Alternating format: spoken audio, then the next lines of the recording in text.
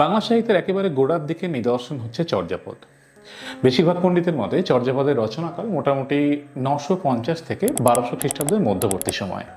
1300 খ্রিস্টাব্দের শুরুর দিকে তুর্কি আক্রমণের ফলে বাংলা সাহিত্যে একটা বিশাল শূন্যতা সৃষ্টি হয়েছিল।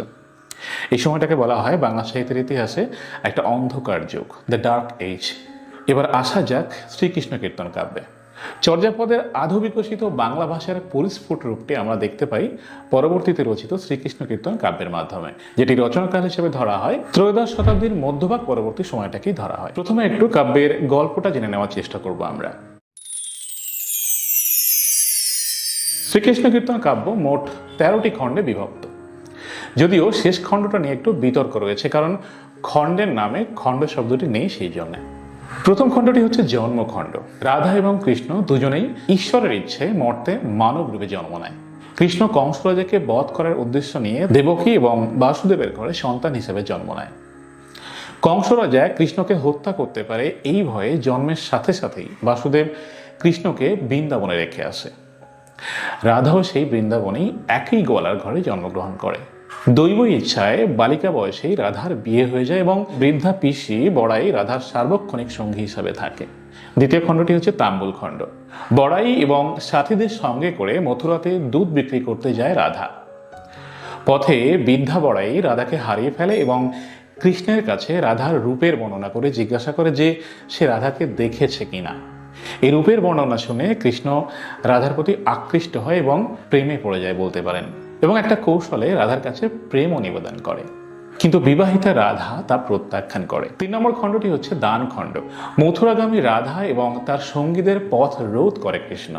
নদী পারাপার করিয়ে দেওয়ার বিনিময়ে কৃষ্ণ রাধার সঙ্গ প্রত্যাশা করে, কিন্তু রাধা কৃষ্ণের প্রস্তাব প্রত্যাখ্যান করার চেষ্টা করে সে সময়। 4 নম্বর খণ্ডটি হলো নৌকা খণ্ড। এরপর থেকে রাধা কৃষ্ণকে এড়িয়ে চলার চেষ্টা করে।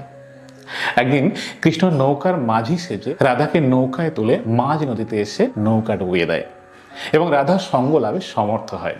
নদী তীরে ওঠার পর রাধা লোক লজ্জার ভয়ে সবাইকে এটা বলে যে নদীতে নৌকা ডুবে গিয়েছিল এবং কৃষ্ণই তাকে বাঁচিয়েছে। 5 নম্বর খণ্ডটি হলো ভার খণ্ড। এরপর থেকে রাধা ঘরের বাইরে বেরোয় না, কিন্তু রাধা দর্শনের জন্য কৃষ্ণ কাতর। সে বড়াইকে দিয়ে রাধার শাশুড়িকে রাজি করিয়ে রাধাকে আবার দুধ বিক্রির জন্য ঘর থেকে বার করায়।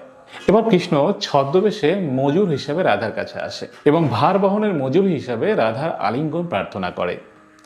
রাধাও কাজ আদায়ের উদ্দেশ্যে মিথ্যা আশ্বাস দিয়ে কৃষ্ণকে মথুরা পর্যন্ত ভার বহন করায়। 6 নম্বর খণ্ডটি হচ্ছে ছত্রখণ্ড।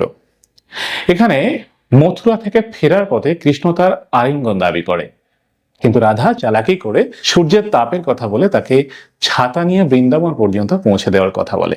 আলিঙ্গনের আশায় আশায় কৃষ্ণ বৃন্দাবন পর্যন্ত রাধাকে পৌঁছে দেওয়ার পরও রাধা তার কথা রাখেনি। 7 নম্বর খণ্ডটি হচ্ছে বৃন্দাবন খণ্ড।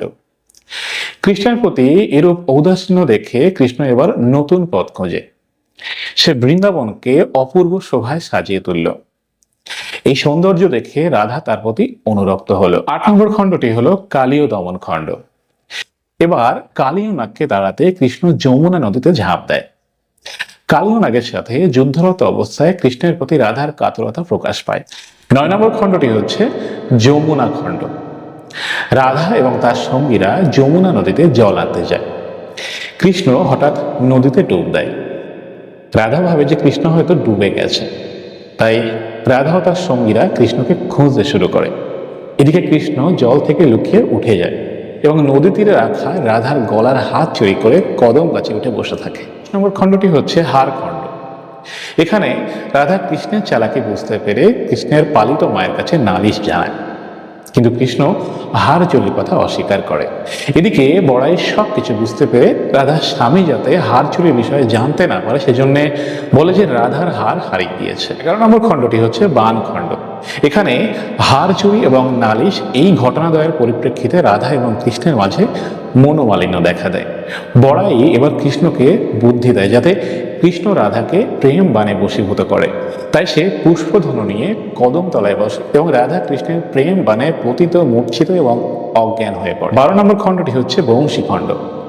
কৃষ্ণের বাঁশির সুরে রাধার মন স্থির থাকে না, সে কোনো কাজে মন বসাতে পারে না।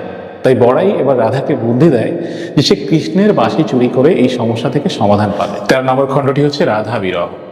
রাধা যখন সর্বত্যাগী হয়ে নিজেকে কৃষ্ণের কাছে সমর্পণ করতে প্রস্তুত হলে তখন কৃষ্ণ রাধার প্রতি উদাসীনতা দেখায়। এরপর হঠাৎ করে থেমে যায় রাধা কৃষ্ণের কাহিনী, কারণ এর পরবর্তী পাতাসমূহ আর খুঁজে পাওয়া যায় না। সেজন্য রাধা এবং কৃষ্ণের সর্বশেষ পরিণতি কি হলো তা শ্রীকৃষ্ণ কীর্তন কাব্যের সাহায্যে আর বলা যাচ্ছে না। সম্পাদক বসন্ত রঞ্জন রায় কাব্যের বিষয়বস্তু দেখে এর নাম রাখেন শ্রীকৃষ্ণ কীর্তন। তবে এই নাম নিয়ে পরবর্তীতে অনেক জল ঘোলা হয়েছে। কেন?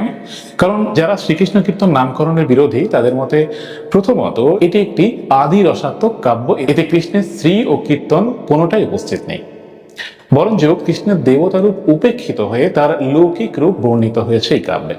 দ্বিতীয়ত পুঁথির সাথে একটি চিরকুট পাওয়া যায় এবং সেখানে শ্রীকৃষ্ণ সন্দর্ভ বলে একটি কথা পাওয়া যায়। এ কারণে অনেকে মনে করেন যে গ্রন্থটির প্রকৃত নাম হচ্ছে শ্রীকৃষ্ণ সন্দর্ভ। এবার আসি আমরা শ্রীকৃষ্ণ কীর্তন কাব্যের লেখক প্রসঙ্গে। শ্রীকৃষ্ণ কীর্তন আবিষ্কৃত হওয়ার পর বাংলা সাহিত্যে একটি সমস্যা দেখা দেয়, যার নাম হলো চণ্ডীদাস সমস্যা। অর্থাৎ বাংলা সাহিত্যে চণ্ডীদাস নামের একাধিক কবির উপস্থিতি এই সমস্যা সৃষ্টি করে। কাব্যে তার তিনটি ভণিতার দেখা মেলে: বড়ু চণ্ডীদাস, চণ্ডীদাস এবং অনন্ত গুরু চণ্ডীদাস। এছাড়া আরো জানা যায় তিনি বাসুলী দেবীর উপাসক ছিলেন। এই বাসুলী দেবী প্রকৃতপক্ষে চণ্ডী বা মনসার অপর নাম। এবার একটু শ্রীকৃষ্ণ কীর্তনের তাৎপর্য নিয়ে কথা বলা যাক। প্রথমত এর ঐতিহাসিক তাৎপর্য। এই কাব্য আবিষ্কৃত না হলে হয়তো প্রাচীন বাংলা সাহিত্য এবং মধ্যযুগের বাংলা সাহিত্যের মধ্যে যে অন্ধকার যুগটা রয়েছে সেটা আরো বেশি প্রলম্বিত হতো। সেই সাথে বাংলা ভাষার প্রাচীনতম রূপের সঙ্গে মধ্যযুগীয় বাংলার যে সেতুবন্ধন হয়েছে সেটা হয়তো দেখা যেত না। শ্রীকৃষ্ণ কীর্তন নিয়ে আজকের ভিডিওটা আশা করি আপনাদের ভালো লাগবে। যদি ভালো লাগে তাহলে আমাদের চ্যানেল সাবস্ক্রাইব করতে ভুলবেন না এবং অবশ্যই একটা লাইক দিয়ে দেবেন। কোনো মতামত থাকলে অবশ্যই কমেন্ট বক্সে লিখে জানাবেন। দেখা হবে আগামী ভিডিওতে। সবাই খুব ভালো থাকবেন। Thank you very much.